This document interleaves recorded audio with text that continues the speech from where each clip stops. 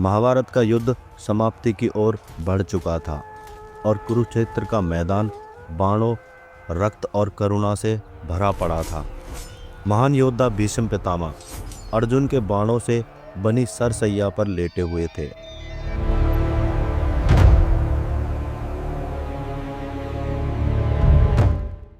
और उन्हें इच्छा मृत्यु का वरदान होने के कारण मृत्यु भी उन्हें छू नहीं सकती थी।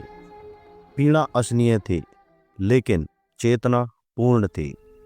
इसी बीच भगवान श्री कृष्ण उनके पास आए। कृष्ण को देखते ही भीष्म पितामह की आंखें भर आई और कुछ क्षण मौन रहने के बाद उन्होंने कांपती आवाज से पूछा, हे कृष्ण, मुझे अपने पिछले 10 जन्म याद हैं और मैंने सदा धर्म का पालन किया है। फिर ऐसा कौन सा पाप मुझसे हो गया कि मैं इतने दिनों से इस भयानक पीड़ा को भोग रहा हूं।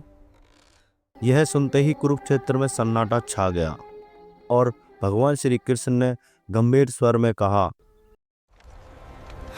हे पितामह, ये बात कई जन्मों पुरानी है।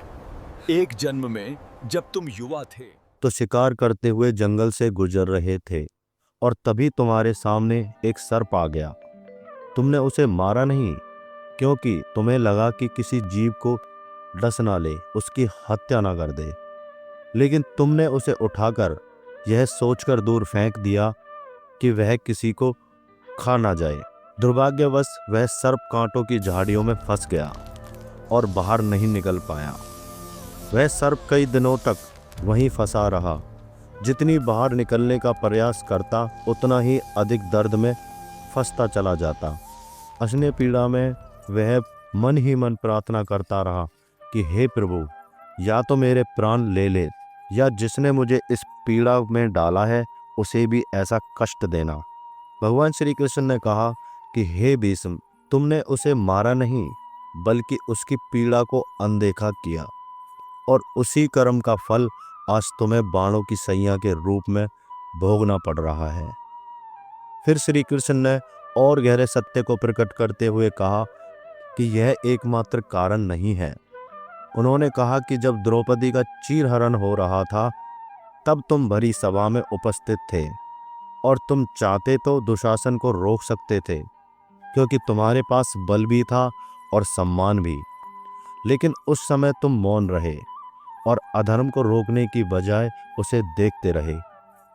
भगवान श्री कृष्ण ने कहा कि उसी सभा में द्रौपदी ने व्यतीत होकर कहा था कि जब माता सीता का हरण हुआ था, वह जंगल था, वहां पर कोई नहीं था। फिर भी आकाश से उड़ता हुआ जटायु उनकी रक्षा के लिए आया।